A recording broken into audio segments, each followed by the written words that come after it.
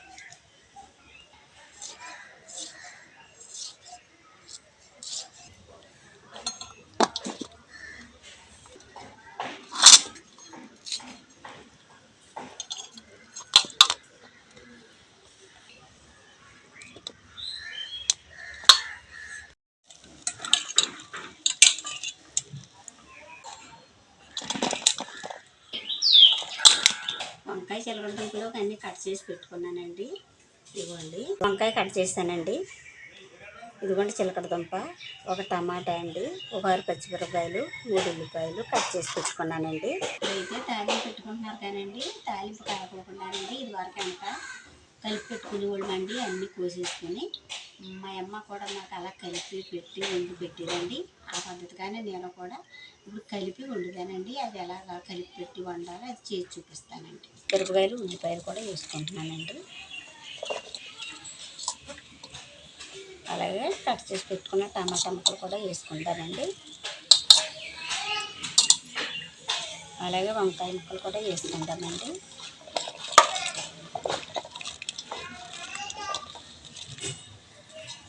అలాగే చిలకడదుంపలు కూడా వేసుకుంటామండి. అలాగే కొంచెం పసుపు వేసుకుందామండి.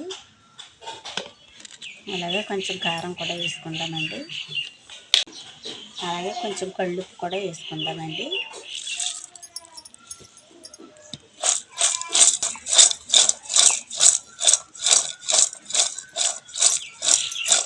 అలాగే కొంచెం ఆయిల్ పోసుకుందామండి.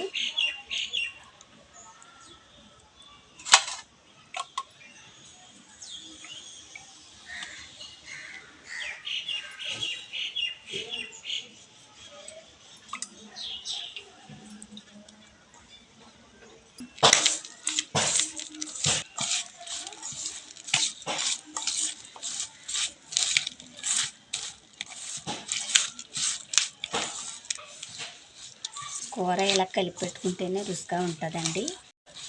ఇప్పుడు కొంచెం అన్నీ నీళ్ళు పోసుకుంటామండి.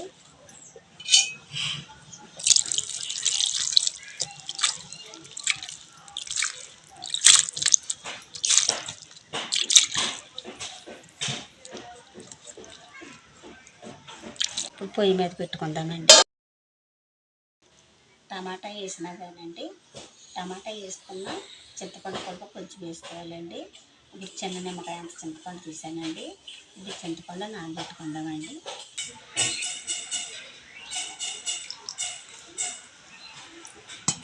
చిలకడదుంప కలిపి పెట్టేసానండి. అలాగే వండుకుంటే రుచిగా ఉంటుందండి, చాలా బాగుంటుంది. తాలింపు వేసుకుంటే బాగోదండి, కలిపి పెట్టుకున్న కూరలే బాగుంటాయండి. ఇప్పుడు స్టవ్ అంటించుకుందామండి.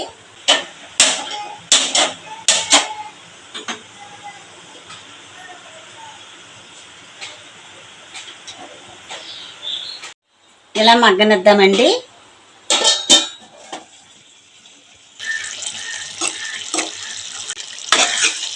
కూర మగ్గిందండి.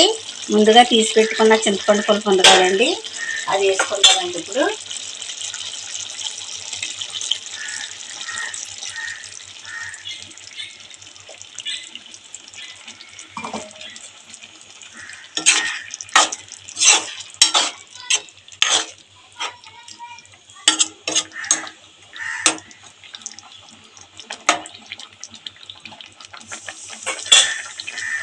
కాసేపు మగ్గనిద్దామండి.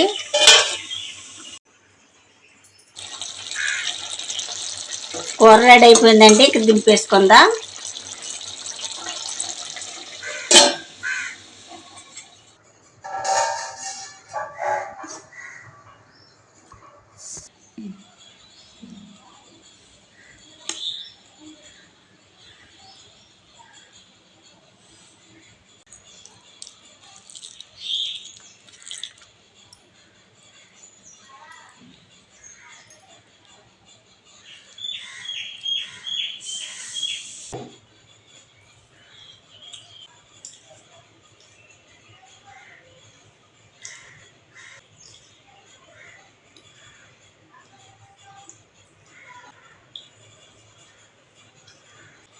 వంకాయ చిలకడదుంప కూర చాలా బాగుందండి. ఇది వరకు ఇలాగే కలిపి పెట్టుకుని వండేవారండి మా అమ్మోళ్ళు. అలాగే ఆ విధంగానే నేను వండానండి. చాలా రుచిగా ఉందండి, చాలా బాగుందండి. ఇలా కలిపి పెట్టుకుంటేనే బాగుంటుందండి. ఇప్పుడైతే తాలింపు వేసుకుంటున్నారు, కానీ చాలా బాగా కుదిరిందండి. మా వీడియో కనుక నచ్చితే లైక్ చేయండి. మరో వంటలో మళ్ళీ కలుసుకుందాం. Bye bye.